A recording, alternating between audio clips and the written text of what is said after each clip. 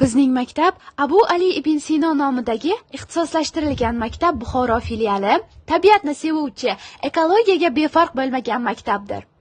Bizning maktabimizning eng katta boyligi nafaqat bilimga intiluvchi o'quvchilari va fidoyi ustozlari, balki tabiatga bo'lgan cheksiz mehri va e'tiboridir. Eco School biz uchun oddiy nom yoki loyiha emas, u bizning kundalik hayotimizning bir qismiga aylangan.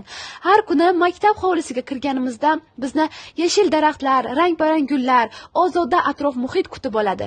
Bu go'zallik o'z-o'zidan paydo bo'lmagan. Uning ortida ustozlarning mehnati, o'quvchilarning g'amxo'rligi va barchamizning birgalikdagi harakatimiz yotadi. Maktabimizdagi har bir gul mehr bilan parvarish qilinadi. Har bir nihol kelajakka bo'lgan ishonch ramzi. Biz bu yerda faqat fanlarni o'rganmaymiz. Biz tabiat bilan uyg'un yashashni, har bir yashil bargning, har bir daraxtning va har bir gulning qadrini bilishni ham o'rganamiz. Ustozlarimiz bizga ekologik madaniyatni dars orqali ham, o'z shaxsiy namunasi orqali ham singdiradilar. O'quvchilar esa bu qadriyatlarni amalda davom ettiradilar. Botanika bog'imiz esa nafaqat dam olish maskani, balki tabiatni his qilish, uni tushunish va undan ilhom olish uchun yaratilgan tirik sinfxonadir. Eco School bizni yagona maqsad atrofida birlashtirdi. Bu maqsad tabiatni sevish, uni asrash va yashil kelajakni birgalikda bunyod etishdir. Bu yo'lda har birimizning hissamiz bor. Kimdir bir nihol ekadi, kimdir gullarga suv qo'yadi, yana kimdir atrof muhitni ozoda saqlashga o'z hissasini qo'shadi. Ana shu kichik ezgu amallar birlashib katta natijalarni yaratadi.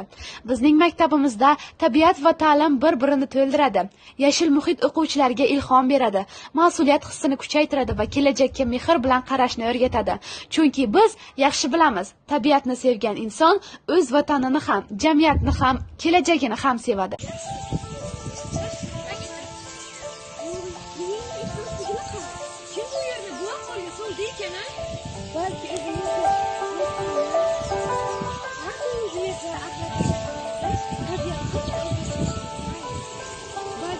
O'zgarish ham o'zimizni qo'limizdan kelar. Keling birgalikda tabiatni tozalaymiz.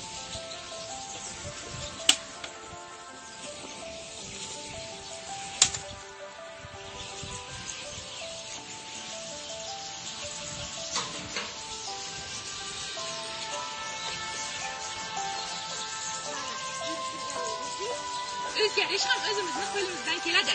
Keling, tabiatni o'zgartiramiz. Tabiat uchun bog'ingizni sug'oring va spidolarni uzalashtiring.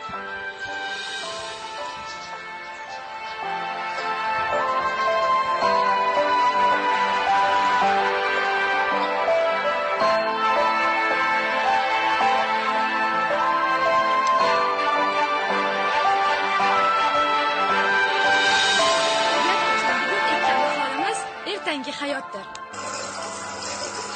Tabiat uchun suvni asrash, hayotni asrashdir. Tabiat uchun hayvonlarga g'amxo'rlik qiling. Tabiat uchun elektr energiyasini tejang.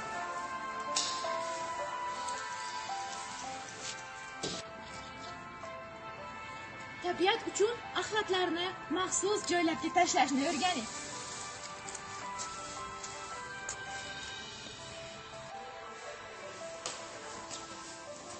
Tabiat uchun beparvolikni emas, mehrni ataylik.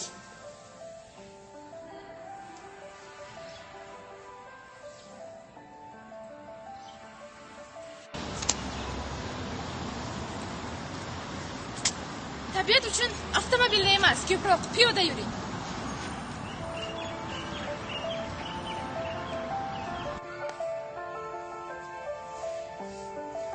Tabiat uchun kichkina hayvonlarga ham ozor bermaylik.